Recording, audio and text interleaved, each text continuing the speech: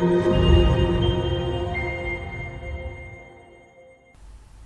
thưa quý vị, tôi là Cathy, the founder and CEO của Julie Wonder. Hôm nay chúng tôi trở lại với quý vị. Có những cái vấn đề nó rất là quý vị hỏi rất là nhiều. Thành ra hôm nay chúng tôi mời luật sư Gabriel Respond trở lại với chúng tôi để trả lời những cái câu hỏi của quý vị đang có trong mấy ngày hôm nay. So Gabriel, we have to appreciate it. My team in Vietnam worked around the clock for the last 3 or 4 days to comply with the advanced interior solution and eco medical requirement. That's really, really hard, and then I really appreciate my team work around the clock to get it done. So I really appreciate it. I want you to say something from my team, Gabriel. Yes, I appreciate that this was a big burden because,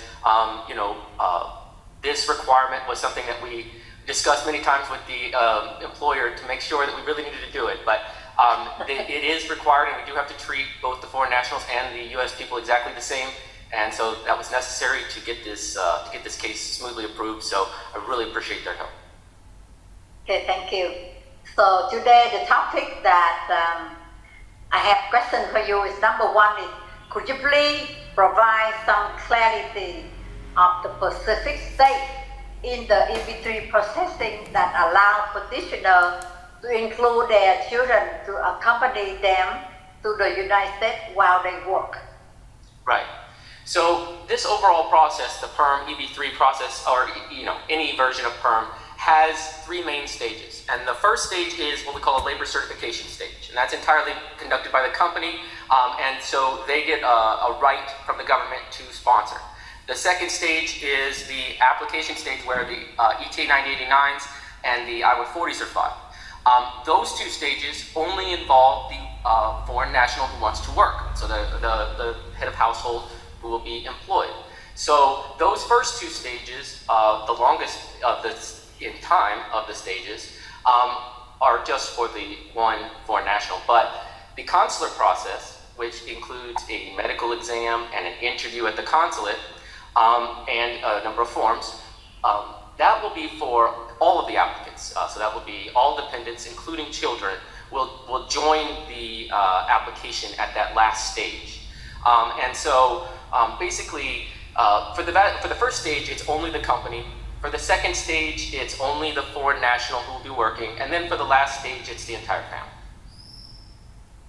So the last day is for entire family to accommodate to the United States to work.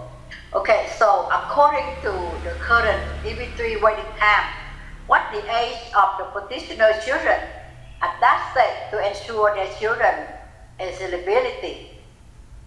Right, so then I do have some good news on this, as I did look up the visa bulletin before we got started, and there's been a slight improvement, a slight reduction in the amount of time you have to wait.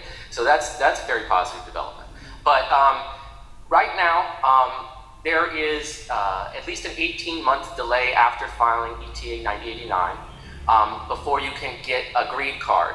In reality, an 18-month delay is not functionally a very big delay because of the slowness of the ETA 9089 applications, the I-140 stage, and then you still have a tertiary PS-260 form with another few months added to that. So what we're seeing is that if a child is 18 before you've started any process, the child has a chance to age out. If the child has not reached the age of 18 before you've started any process, when you start the process, then we're pretty confident that the child is going to be able to fit to immigrate with you, presuming they don't get married or otherwise disqualify themselves. But we are fairly confident that they will be able to, at this stage, based on the projections that are being provided to us by the government, we are fairly confident that if your child is under the age of 18 when you start the process, that they will be eligible.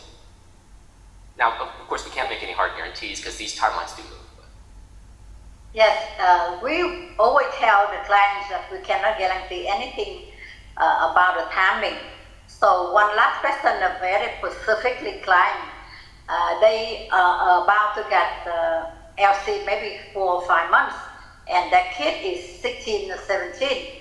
So they really worry that when they have LC, they're in good position. They're in good position in part because the child's age will be paused for part of the application process, meaning that the actual date that they need to get the green card won't be the date the child turns 21. It will be after that date. They will have some extended period. But my point is that if the child is at 16, 17, the chances are very high, very strong that they will be able to immigrate concurrently. Thank you very much. This is very helpful, Gabriel. Thank you.